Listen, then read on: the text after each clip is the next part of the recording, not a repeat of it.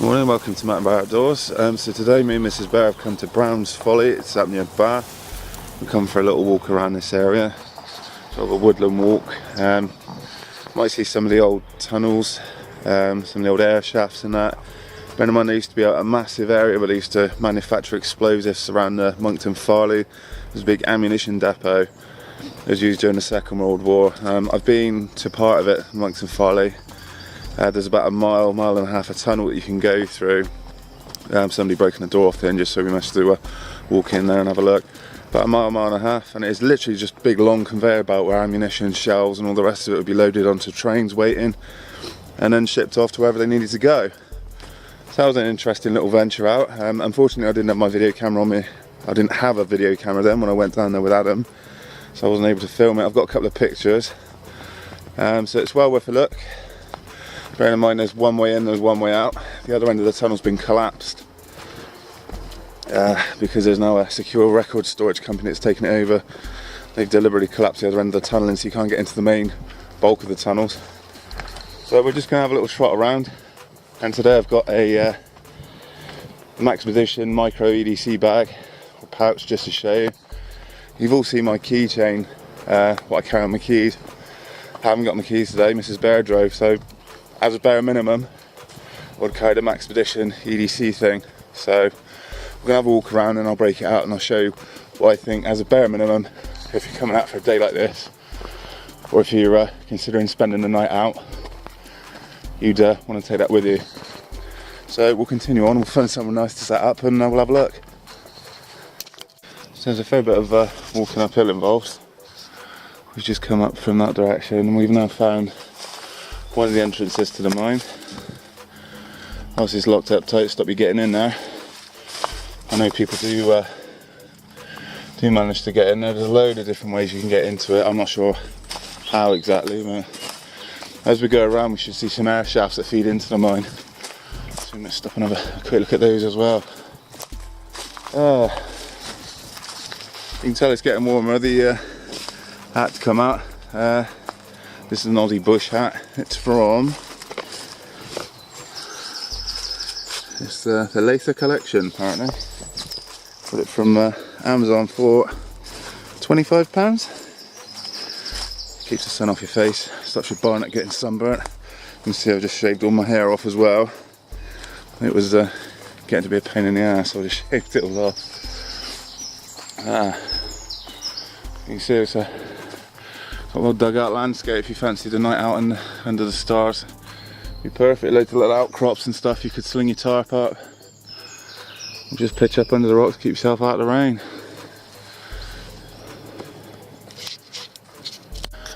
So continuing along then you can see that's actually Bath itself just out in the distance.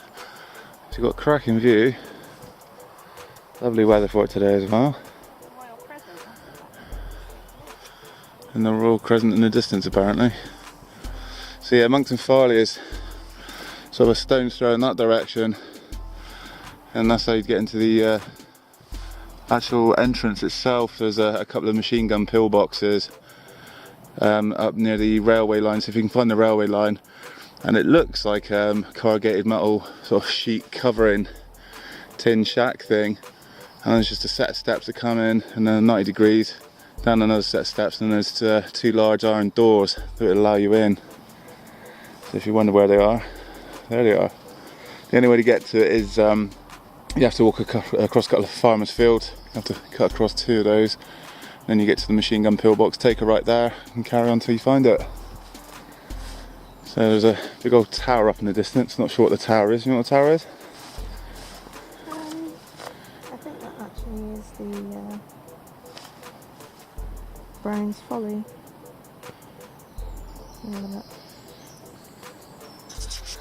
We'll wander over there in a minute, have a quick look. So there's a little bit about Brownes Folly itself, the actual tower. So if you want to pause your video and have a quick look at that yourself. There's a little bit more down there. So now you know what Brownes Folly is. Apparently it's not open to the public. We're going to have a little nosy around the side to see what we can see. Carry on round. So it's about a 6 kilometre walk today. Quite an easy one because I took some of the guys at Pennyvan. in Wales. There's about 3 or 4 of the guys at work wanted to go up Pen y Fan, so I said yeah. And I bought some second-hand Bates boots. Normally they're extremely comfortable out of the box. I mean, these are second-hand, so they should have been fine, but they weren't. They absolutely chewed my ankles. So it's Chav Trainer's Day today, unfortunately. I'm going to have to take it easy because my feet are in agony. But let's go and have a look. So, they said you can't get into Brownes Folly. Actually, you can. So, we're going to have a little walk up here. See, minding the fact there's no banister. Not cool, and there's quite a lot of graffiti in that all over the place. You just have to make sure you hug the wall. Otherwise, you're in for a bit of a drop. It's a bit disconcerting, not having any bloody banister. Well, we go cute. Scraping the wall a bit. Pause it a second, must I get to the top. So at the top of Brownes Folly, be careful where you put your feet, because I'll just show you. That's the bottom down there. There's a hell of a drop and there's no banister, so definitely not one to bring the kids up. And you have to be not scared of heights and quite confident with your feet as an adult. So yeah, nice view though. You can see why there's no public access, being no banister. So we're just gonna have a quick 5 minutes and then we'll head down to the bottom. So this is the mine itself then. So I explained earlier they do a lot of secure record storage. You can see all those cardboard boxes in the distance. This is all going to be stored underground in the actual open mine area itself. You can't get in. There's notices all over the place saying if you come in you're going to get prosecuted, so I don't think we'll be getting in there. There it is anyway. That's where they put all the secure record storage stuff. According to the car, there's another air shaft around here. I'm not entirely sure where it is. You see this green building off into the corner there? That's a pillbox, so they'd have machine gun emplacements. Bear in mind this was one of the entrances to the old ammunition depot, so they'd have machine gun emplacements dotted around all over the place to defend that. This is all from the Second World War, all these old buildings. You find these dotted about. There you go. That's the name of the company there. Restore Records Management. That's the people that run the place. So we're going to carry on round and then sit down, have a sandwich, and we'll bust out the pack. And that'll be the end of our little video. If you have watched it thus far, thank you very much for watching. If I am boring the ass off you, please let me know. As promised, I'll put a timestamp on the video. Right then guys, to the main event then. So this is my Maxpedition micro EDC pouch. This thing comes with me pretty much everywhere. Let's get stuck into it then. So it's a really small little package. This leads to go into a set of cargo pants, cargo trousers.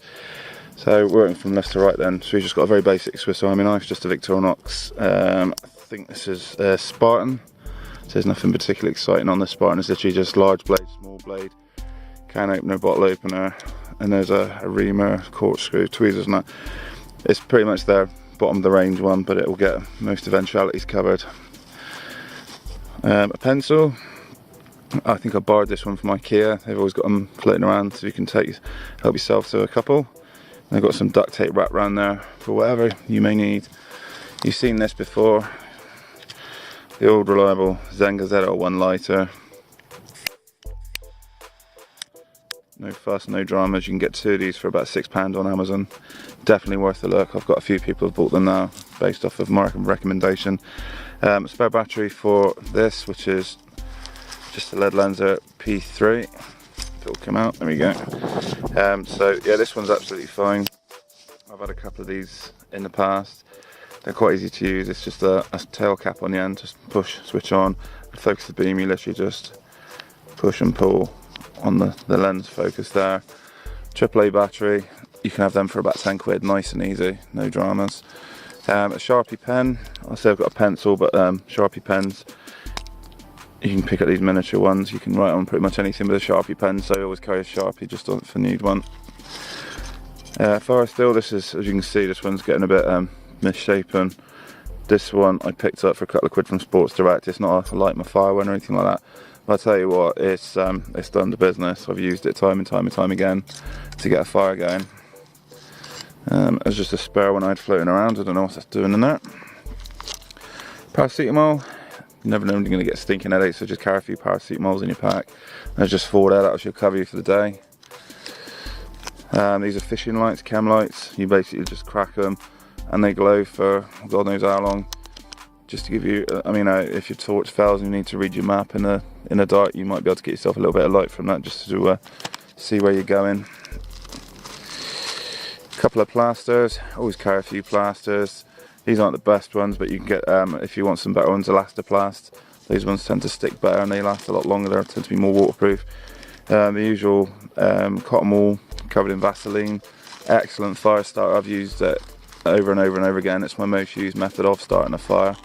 If you're struggling for tinder, these are just a few antacids. That's just for me. I do suffer with heartburn quite a bit, so it just lives in there. On the opposite side then, signal mirror. This has still got the plastic covering on it, so it looks a bit mangled.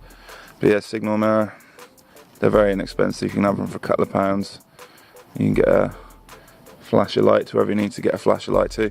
For those of you that say, why don't you just carry a whistle? I do, but I carry mine around my neck, if it will come off. This is a Fox 40 whistle. It's peeless, there's no moving parts in it, it's all just one lump of plastic. I was going to get a titanium lighter, but some of the reviews on Amazon were saying that the plastic insert fell out their titanium whistle, so this is just a Fox 40. They're about 6 or 7 quid. This lives around my neck all the time and it's exceptionally loud. Make sure your ears are ring. Sorry for those of you wearing headphones. So we just got a small plastic bag, just keep your stuff dry. Some write in the rain note paper, just in case you need to write any directions down or anything, leave a note for something. And that's pretty much it. And all this stuff is, you know, it's extremely lightweight.